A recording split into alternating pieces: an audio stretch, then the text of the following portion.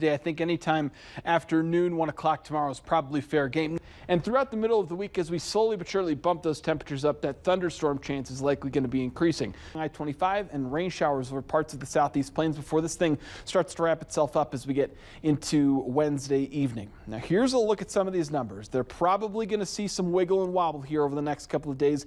And even if you're seeing some of these lower totals, especially on the southeast side of Colorado Springs, those lower snow totals just mean you're going to be getting more rain out of this thing. For your weekend, not looking bad at all. We've got 30s and 40s, maybe even a couple 50s by the time we get to Sunday. Media, yeah.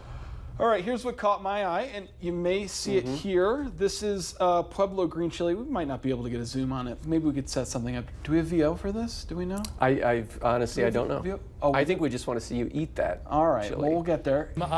Water on the roadway there in that intersection. What's happening? What is the latest out there?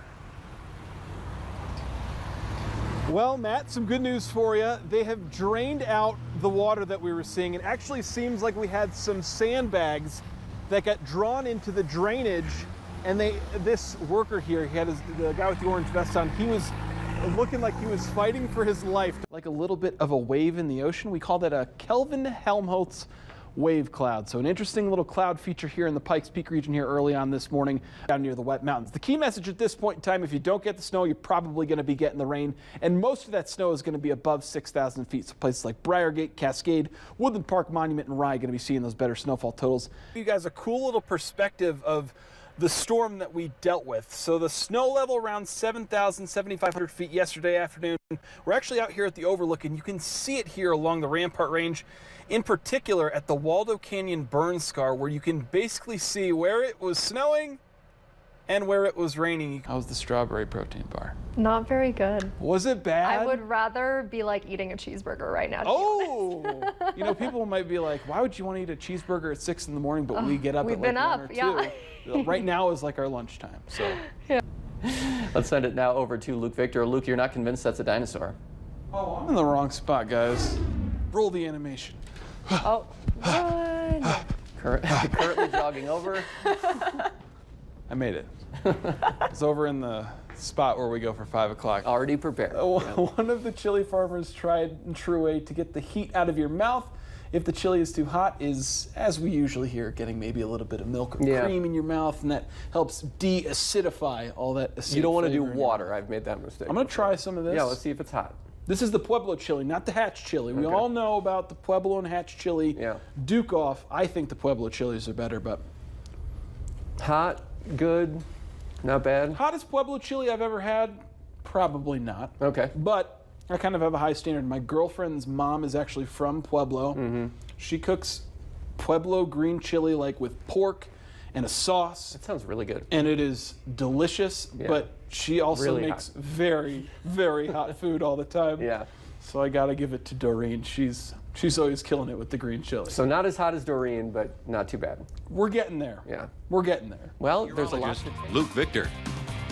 Well, a pretty good soaking rain across parts of southern Colorado right now, especially in Colorado Springs and the Pikes Peak region. You can see it here on our Banning Lewis Ranch cameras. The camera's wet, streets are wet, and it looks like that green grass is only going to be getting greener at this point in time. And hey, why not a little bit of white? Pikes Peak, we're getting snowed on pretty hard right now, about 14,000 feet.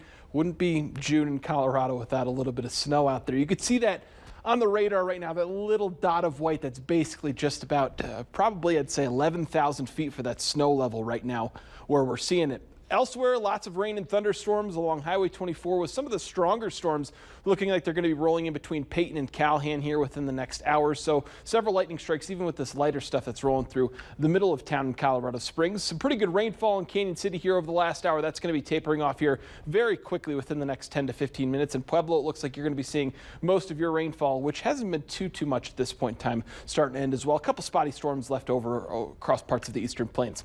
Into tomorrow, we'll see another round of showers and storms roll through the region. I think pretty similar today, maybe a little bit more spottier than what we've been seeing here over the last hour or so. For Saturday, I think things become a little bit more widespread before we start to see things scatter out just a little bit more as we get into Sunday. So if you're looking to plan your weekend out, maybe Sunday is your better day to get out and about as we see a lower chance that it's going to be more of a washout compared to what we see on Saturday. You can see it on hour-by-hour forecast. Scattered storms tomorrow, but still some breaks in the coverage, at least at this point in time. Into Saturday morning, you can see by as early as 10, 11 o'clock. We're starting to see that southeasterly flow push into the region with some pretty good moisture return, probably seeing some scattered showers and storms across parts of the I-25 corridor, especially in the Pikes Peak region as early as lunchtime on Saturday. By 4 or 5 o'clock, you can see those scattered showers and storms from I-25 all the way to the Kansas border. Quiet things down Saturday night and on into Sunday, but another round of showers and storms gets going into the afternoon hours on Sunday, and it looks like we're probably going to be seeing another round of that Monday and Tuesday as well. So we're going to keep this thing going, folks. It was a pretty wet May across the region. It seems like we're going to be starting out a good chunk of the first half of June on that note as well. And those temperatures are going to be remaining chilly as well as we see those temps into the mid to upper 60s for Colorado Springs as we head into the middle of next week. And for Pueblo, a similar forecast with showers and storms increasing as we head into the weekend. We'll be back after the break. This stock market report is sponsored by Carlson Financial, putting you on the better side of retirement planning. How to change the way you pizza. Step 1, grab a delicious Papa Murphy's pizza. Step 2, bake. Step 3, chow down on the deliciousness. Every Friday, get a large sausage, cheese, or pepperoni thin crust pizza for just $5. Papa Murphy's, change the way you pizza. I was riding my motorcycle on B Street in Academy. The other driver ran a red light.